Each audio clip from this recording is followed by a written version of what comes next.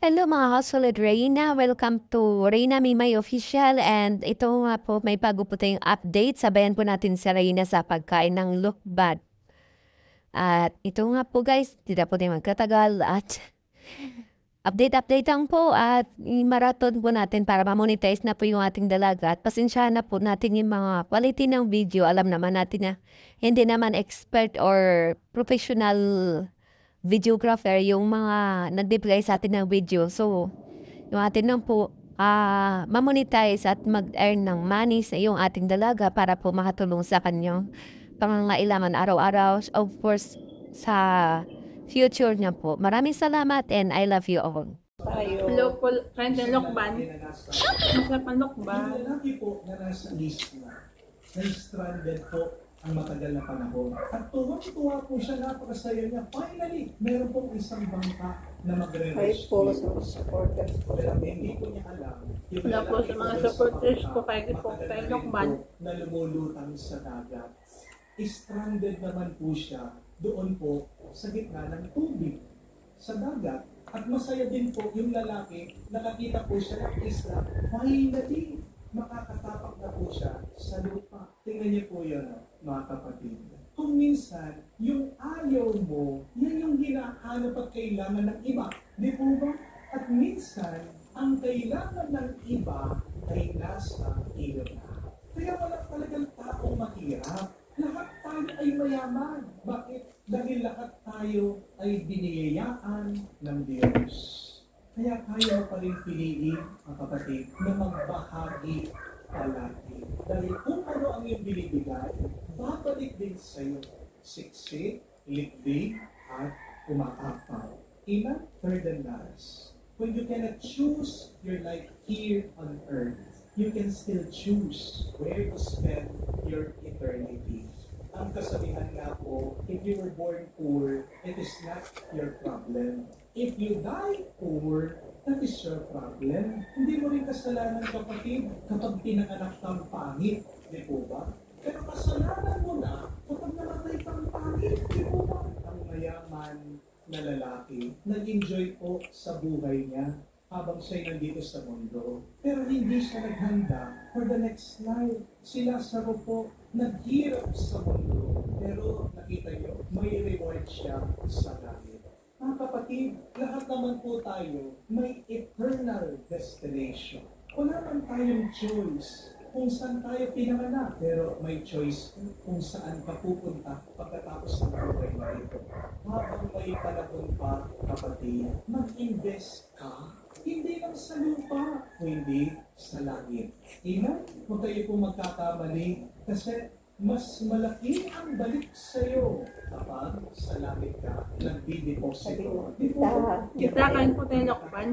Minsan, sa mga matatakaw, sa pera, ipon ng ipon. Masarap ng Hindi Lokban. naman nila mapapakinabangan sa susunod na buhay yung kanilang mga pera at kayamanan. Hindi po ba? Bakit? Mag-bribe mo ba ang Diyos?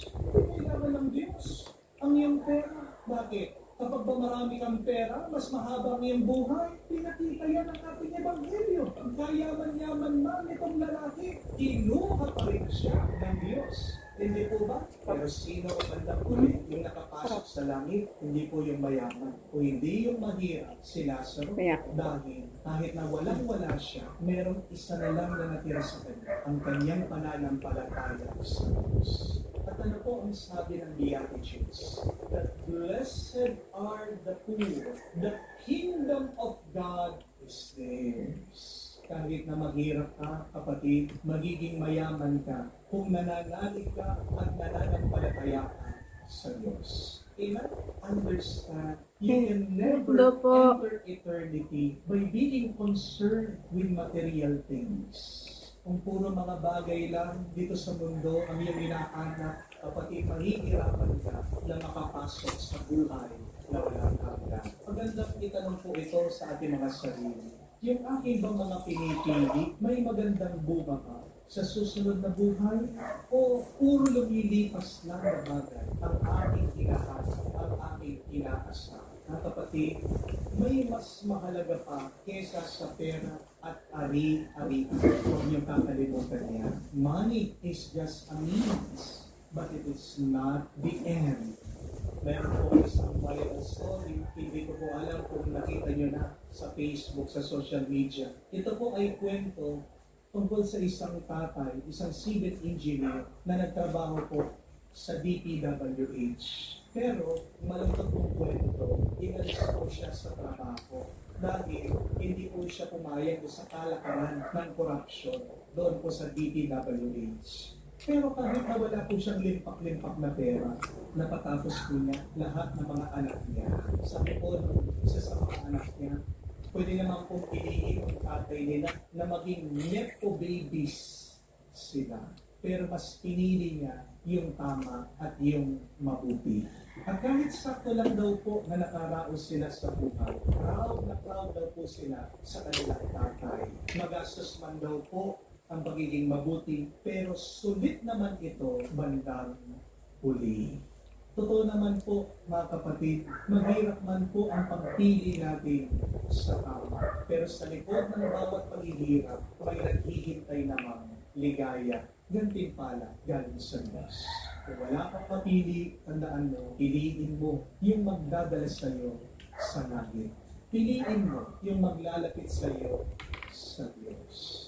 Kaya nga po, mga kapatid, tandaan natin, when you are poor, and when you are in a situation that you cannot choose, you can still choose and pick these three things. Hopefully, you choose to have a good attitude.